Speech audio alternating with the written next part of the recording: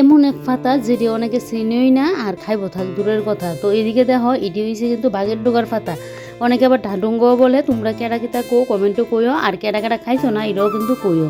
আমার তো যেই ভাল লাগে খাইতে, এটা কিন্তু এমন বৃষ্টির দিনে পাওয়া যায়, মানে বৈশাখ জ্যৈষ্ঠ মাসের দিকে কিন্তু এটি পাওয়া যায়। দেখো কি সুন্দর এমনভাবে কিন্তু একটা পাতা দিয়া উপরে কিন্তু বড়ন্যা থাকে, তারপরে এটা খুললা এমনভাবে লইয়া তারপরে কিন্তু এটারে মানে কাটটা সেরা বড়া করণ লাগে। আর ডুগাড়িও কিন্তু খাওয়ান যায় শুটকি মাছ দিয়ে, তবে আমি ডুগাড়ি রান্না করতে পারি না। আর এই যে দেখো সবটির থেকে কিন্তু পাতাটি খুললে আলেছি, পাতাটির মধ্যে থাকলে না এটি কিন্তু অনেকদিন ভালো দেয়, নষ্ট হয় না। তো আমি যেহেতু বড়া করুম তার লাগে কিন্তু পাতার ভিতরের থেকে খুললে আলেছি। আর এদিকে এবারে যে ডুগাড়ি দেখতে পাচ্ছ, এই ডুগাড়ি কিন্তু আমি ওখানে কাটলাম একটা একটা করে, কারণ না কাটলে তো বড়া খাইতে পারতাম না এ লাগিয়া। তো ওইদিকে দেখো এবারে কাটতে লিতেছি, নাহলে তো আবার গলা চুল খাইব। তো তার লাগে এই মোটা ডুগাটি কাটতে এবারে দেখো লই এলাইছি। এবারে কিন্তু এটা ভালো করে ধুইয়া লবণ মাখিয়ে রেখে দেবো। তারপর আর কি তা বেসনের মধ্যে দিয়ে ওই কিন্তু কড়াইয়ে দিয়ে দিব। মানে এত একটা স্বাদ লাগে, যারা যারা খাইছো তারাই কইতে পারবা এই পাতাটির টেস্টটা কতটা। তো এন কিন্তু এই সবজি পাতা নাকি 10 টাকা মানে নিছে।